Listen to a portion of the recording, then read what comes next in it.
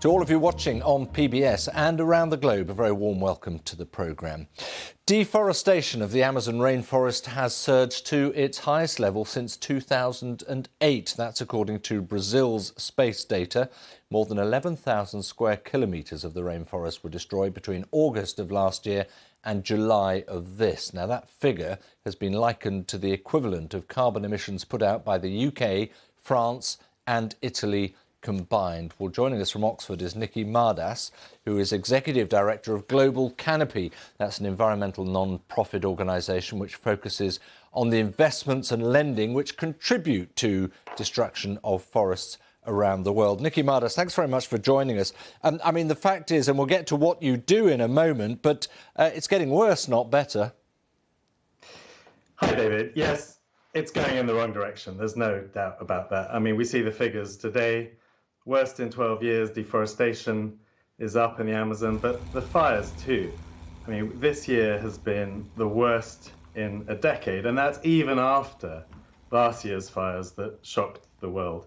Add COVID into that, and you've got a toxic situation for the country, but also for local communities and local people in the Amazon. And well, I just to say this is exacerbating the climate crisis. And even as we get more hopeful news coming in, we really won't be able to reach the Paris climate targets. Tackle climate change unless we tackle deforestation. No, let's have a look at that in a moment. But you say it's making it harder for local people too. I mean, the rationale, the economic rationale coming from President Bolsonaro is we are clearing land to make way for cattle to graze, for beef that we can export around the world, and the demand is there. The demand is there. We are all driving this problem. And indeed, these products are ending up from the products that drive deforestation in Brazil, but also all over the world.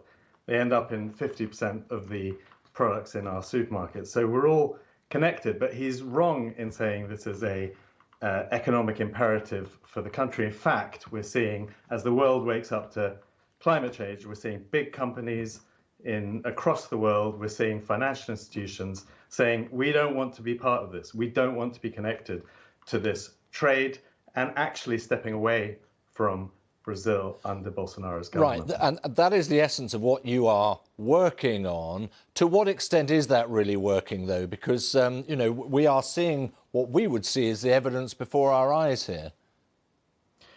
Look, there's reasons for hope on a number of fronts. We can't be too negative about this. Even in the face of a government, Bolsonaro's government has been determined, let's make no mistake, has been determined to gut the institutions that protect the Amazon, undermine rights, and increase development into the Amazon.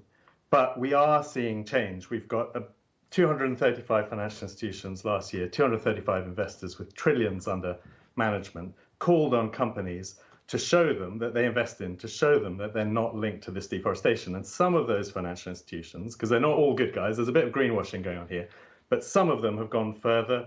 The Norwegian Storebrand has led a group that have engaged directly with the Brazilian central bank, directly with the Brazilian government, to say, look, this is a problem. We're not going to be able to keep investing if this goes on. So there are definitely signs for hope, especially as we see a President-elect Biden who's put deforestation on his campaign trail at the center of things. Yeah, a lot of people are putting a lot of store in the change of administration in the United States. I mean, you said at the start the anxiety about climate change. We have analysts saying, actually, look at the figures, and if these promises are adhered to, we're going in the right direction. We could meet the Paris Treaty deal. Do you buy into that?